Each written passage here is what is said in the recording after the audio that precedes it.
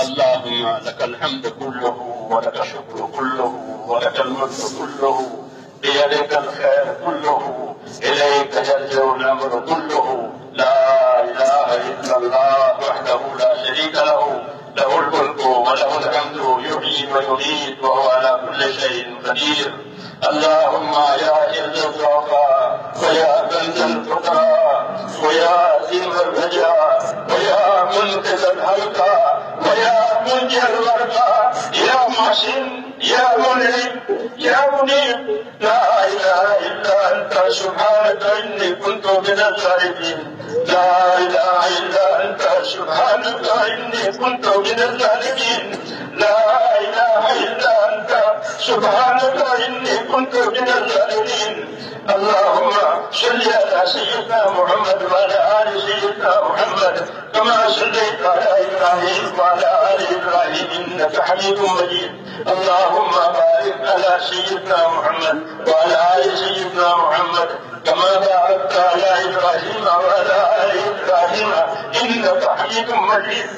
اللهم اجعلنا نبينا محمدا صلى الله عليه وسلم بما هو اهله، وزيد الانبياء كلهم خيرا، وسلام على المرسلين، والحمد لله رب العالمين. اللهم يا ارحم الراحمين يا ارحم الراحمين يا ارحم الراحمين، يا ذا الجلال والاكرام يا ذا الجلال والاكرام يا ذا الجلال والاكرام. ربنا ظلمنا انفسنا وان لم تغفر لنا وترحمنا لنكونن من الخاسرين. ربنا ظلمنا انفسنا وان لم تغفر لنا وترحمنا لنكونن من الخاسرين.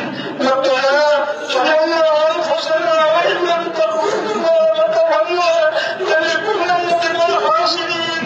ربنا اننا امنا فاغفر لنا ذنوبنا وقنا عذاب النار.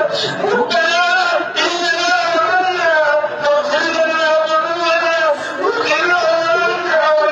ربنا اننا امنا فاغفر لنا ذنوبنا وقنا عذاب النار. اللهم اغفر لي اللهم اغفر لي ولوالدي واغفر لجميع المؤمنين والمؤمنات والمسلمين والمسلمات الاحياء منهم والاموات، ولاخواننا الذين سبقونا بالايمان، ولا تجعل في قلوبنا كالذين امنوا. ربنا انك رؤوف رحيم.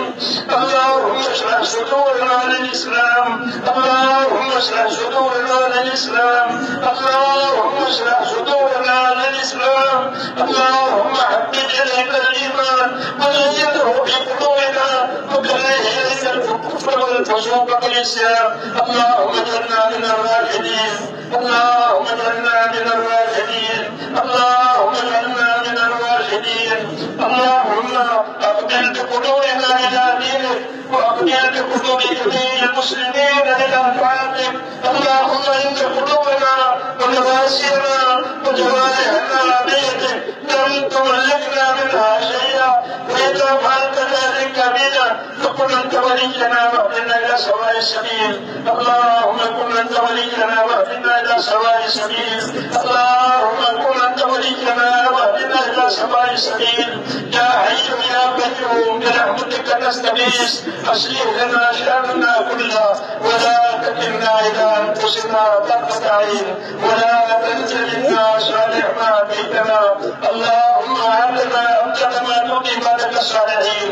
اللهم اعطنا افضل ما تؤتي الناس من المال والاهل والولد لا نار ولا مدر. ربنا لا تزغ قلوبنا بعد إذ هديتنا وهب لنا من لدنك رحمة انك انت الوهاب. اللهم وفقنا لما تحب وترضى من القول والعمل والفعل والنية والهدى انك على كل شيء قدير. اللهم انصر من نصر دين محمد صلى الله عليه وسلم واجعلنا منهم. اللهم انصر من نصر دين محمد صلى الله عليه وسلم واجعلنا منهم. اللهم انصر من نصر دين محمد صلى الله عليه وسلم واجعلنا منهم.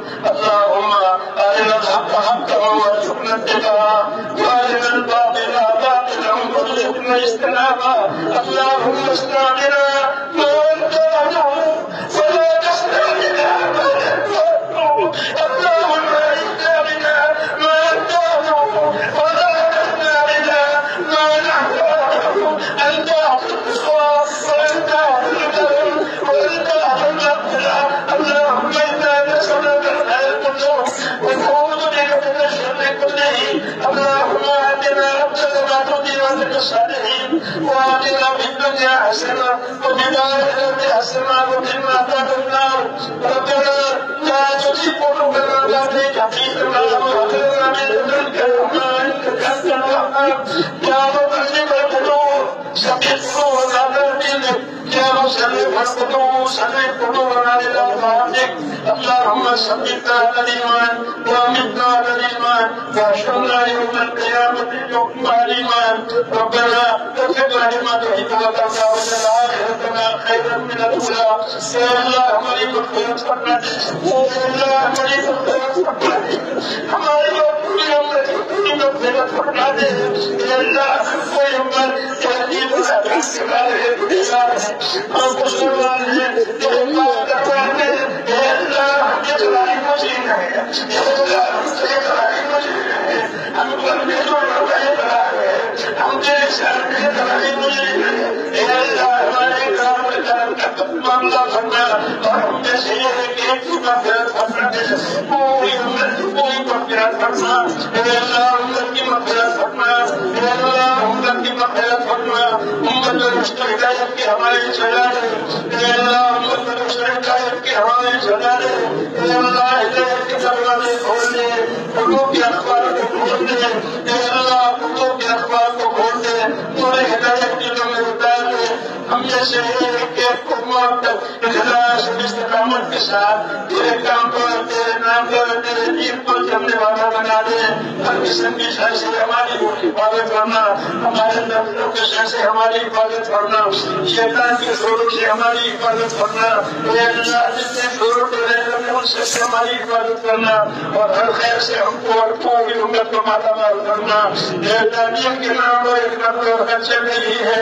ایک نقل اور کو قبول فرما دے. اے اللہ اسے قبول فرما دے.